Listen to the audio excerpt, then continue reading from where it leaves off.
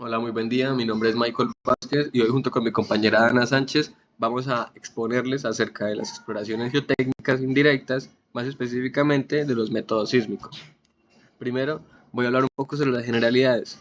En este caso, las ondas elásticas, iniciadas por alguna fuente de energía, viajan a través de los medios geológicos a velocidades características y son refractadas, reflejadas por los cambios de material, o bien viajan directamente a través del medio.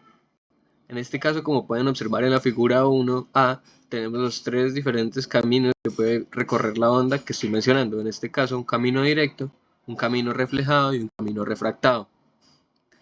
Estas ondas llegan finalmente a la superficie donde son detectadas y registradas por los instrumentos, conocidos como geófonos. La segunda generalidad que vamos a estar hablando son los tipos de ondas sísmicas. En este caso tenemos ondas P, conocidas como ondas primarias o de compresión, que viajan rápido y pueden tanto reflejarse, refractarse o viajar directamente. En segundo lugar tenemos las ondas S o secundarias, también conocidas como ondas de cizalla o ondas de corte, que son un poco más lentas y no se transmiten por el agua ni el aire. Y en tercer lugar tenemos las ondas Rayleigh, ondas superficiales cuya amplitud disminuye con la profundidad. Estas tienen un movimiento, una cinemática muy parecida a las olas del mar. La siguiente generalidad que vamos a estar tratando son las características de la transmisión. En un material dado, el tiempo de llegada de cada onda al instrumento de registro depende de la distancia de recorrido entre la fuente de energía y el detector, lo cual a su vez está directamente relacionado con la profundidad del estrato, como podemos observar en la figura 1B, 1C, en el cual tenemos un caso de tres capas, ¿sí? Y podemos observar cómo sería el camino reflejado y el camino refractado de la onda en este segundo cambio de capas. Para las exploraciones terrestres a profundidades menores de aproximadamente 300 metros, las técnicas sísmicas de refracción se han utilizado tradicionalmente en lugar de las de reflexión, ya que las ondas directas y refractadas llegan primero y tienden a enmascarar las reflejadas.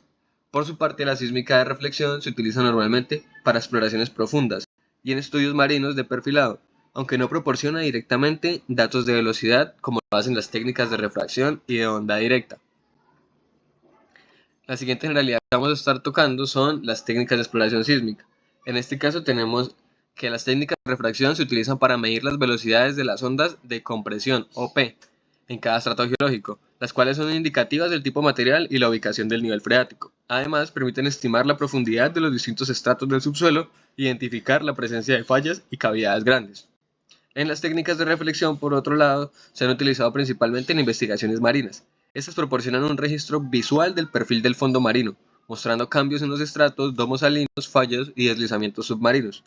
Dado que las velocidades no se miden directamente, los tipos de materiales y profundidades de los estratos solo pueden inferirse mediante correlaciones con otros datos. En este caso ya vamos a hablar primero de la sísmica de refracción. Como introducción, en las técnicas sísmicas de refracción se utilizan para medir las velocidades de los materiales a partir de las cuales se calculan las profundidades de los cambios entre los estratos. Entre los procedimientos operativos tenemos que la operación de un sismógrafo de un solo canal utiliza un geófono único, colocado en el suelo y una corta distancia del instrumento. Los sismógrafos de un solo canal se emplean para exploraciones someras en condiciones geológicas simples. Los sismógrafos más comunes son los multicanal, que emplean entre 6 y 26 geófonos y más dispuestos en una línea, también conocido como array, para detectar las ondas sísmicas, las cuales se transmiten y registran simultáneamente de manera continua. Los sismógrafos antiguos registraron los datos en películas fotográficas o cintas magnéticas, mientras que los modernos lo hacen en formato digital en unidades de tiempo discretas. En este caso tenemos en la figura 3 un sismograma de forma de onda registrado en intervalos de 25 pies. Este fue generado a partir de la caída de un peso de 300 libras. Como pueden observar, los tiempos de llegada de las primeras ondas P van a ser más cortos a medida que el detector esté más cerca a la fuente de energía. A medida que se aleje más de la fuente, estos primeros arribos se van a ver retrasados. tiempo que demora la onda en viajar a través de los medios y reflejarse.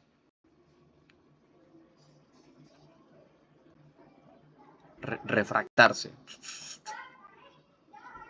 En la figura 4 tenemos unos sismogramas correspondientes a una disposición de 24 canales con 3 puntos de disparo.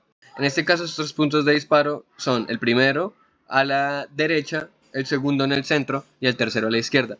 Estos son los más comunes a usar para poder hacer el amarre en las capas cuando estas están inclinadas.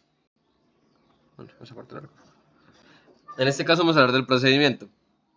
En la figura 5 podemos observar un esquema de adquisición típico del método de reflexión sísmica. En este caso tenemos un sismógrafo, una serie de geófonos, tenemos un sistema de arranque que puede ser físico o químico, en este caso físico como un martillo, un camión vibrador, o también puede ser químico a través de explosivos. Tenemos un cable de disparo y tenemos pues el subsuelo a estudiar. En este caso un tendido típico tiene una longitud de unos 100 metros, lo que permite investigar profundidades de hasta 30 metros, con geófonos espaciados cada 10 metros, para definir las curvas de velocidad. El geofísico determina la longitud del tendido y el espaciamiento de los geófonos según las condiciones geológicas esperadas. En este caso tenemos un gráfico tiempo-distancia y una solución al problema de 3 capas, que ya había propuesto anteriormente en la figura 1C.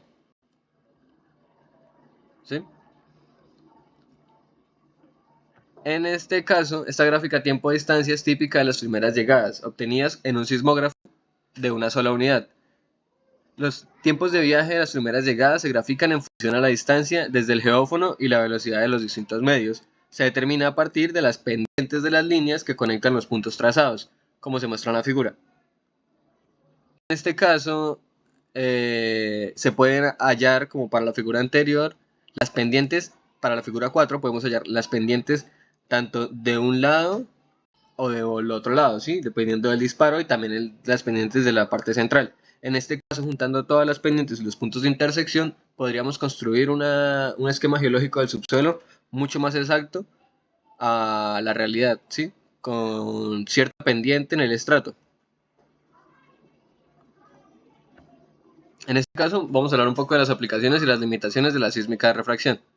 En las aplicaciones tenemos que es más adecuada en medios donde la densidad aumenta claramente con la profundidad y las interfaces son relativamente planas. Permite obtener un perfil general de las condiciones geológicas del subsuelo de manera económica y eficiente. Los tipos de materiales se estiman a partir de las velocidades de las ondas P calculadas y se emplea para determinar la profundidad y continuidad de los estratos y localizar fallas, cavidades o el nivel freático. Los datos de Por el siguiente lado tenemos las limitaciones. Los materiales blandos o de baja velocidad pueden quedar enmascarados por capas más densas o de mayor velocidad y no pueden ser detectados directamente. Un estrato con un espesor menor a una cuarta parte de la profundidad hasta su parte superior no puede distinguirse. Se obtienen resultados erráticos o promedios en formaciones con bloques, superficies de roca irregular o rocas con capas delgadas duras inclinadas. No se obtienen interfaces bien definidas cuando la velocidad aumenta gradualmente con la profundidad, como en suelos residuales que gradan hacia roca sana. Requiere condiciones del terreno favorables, interfaces planas y aumento progresivo de densidad.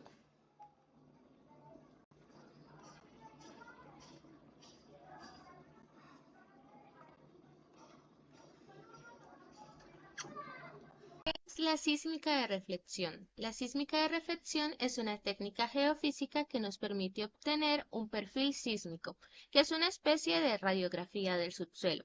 Lo que se hace es generar ondas elásticas por medio de vibraciones, impactos o pequeñas explosiones y registrar cómo esas ondas se reflejan cuando se encuentran a un cambio de medio, que puede verse como variaciones en la litología o discontinuidades como fallas o alguna fractura.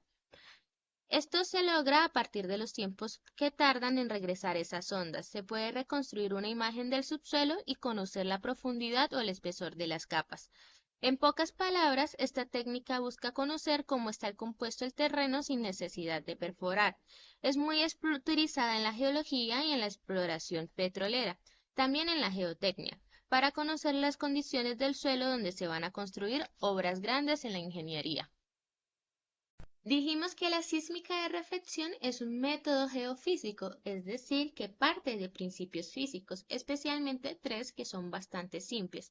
Cuando una onda elástica se encuentra ante un cambio de medio, que puede ser pues el cambio de una litología, por ejemplo, parte de esa energía se refleja hacia la superficie y otra se sigue transmitiendo hacia abajo. Estas reflexiones se registran en los geófonos que están distribuidos sobre la superficie. A partir de estos tiempos de llegada se puede calcular la profundidad y la geometría de las capas. Esta técnica está respaldada por tres leyes físicas principales, que son el principio de Huygens, que explica cómo se propagan las ondas, el principio de Fermat, que dice que las ondas siempre seguirán el camino más rápido, y la ley de Snell, que describe cómo se refractan y reflejan las ondas al pasar de un medio a otro. En conjunto, estos tres principios aseguran que los resultados obtenidos sean confiables, al poder estudiar cómo las ondas se están propagando y asegurar que siempre recorrerán el camino más corto, lo que quiere decir que se tendrán espesores reales o cercanos a los reales. Esto permite construir modelos del subsuelo con una buena precisión. Procedimiento del método. El método consiste básicamente en tres etapas: la generación, registro y el procesamiento.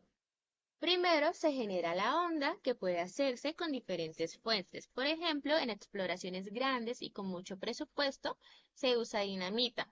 En aplicaciones más pequeñas o geotécnicas o urbanas se pueden usar martillos, porras o vibradores pequeños para no dañar el entorno.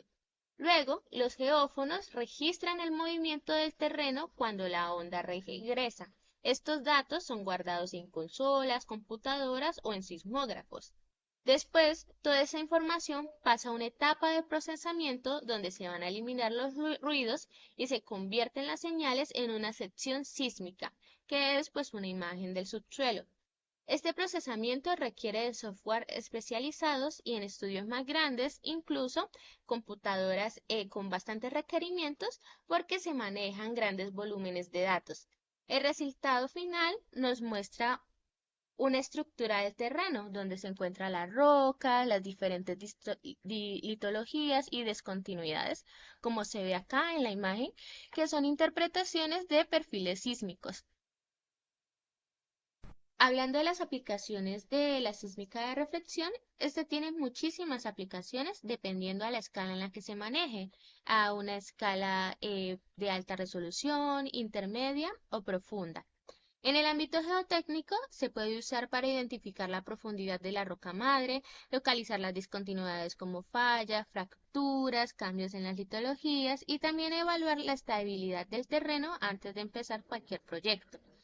También sirve para estudiar las condiciones geológicas e hidrológicas, detectar zonas saturadas de agua o contaminadas.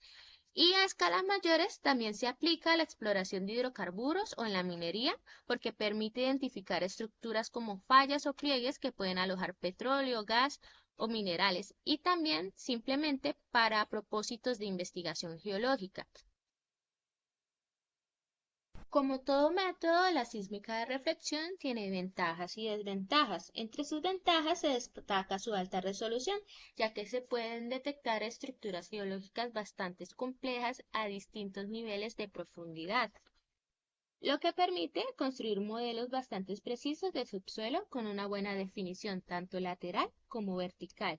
También es un método no destructivo y se puede aplicar sobre diferentes tipos de terreno. En cuanto a sus desventajas, la principal es el costo, ya que requiere equipos especializados, personal capacitado y un procesamiento computacional avanzado, ya que el volumen de datos que maneja exige un requerimiento computacional bastante grande.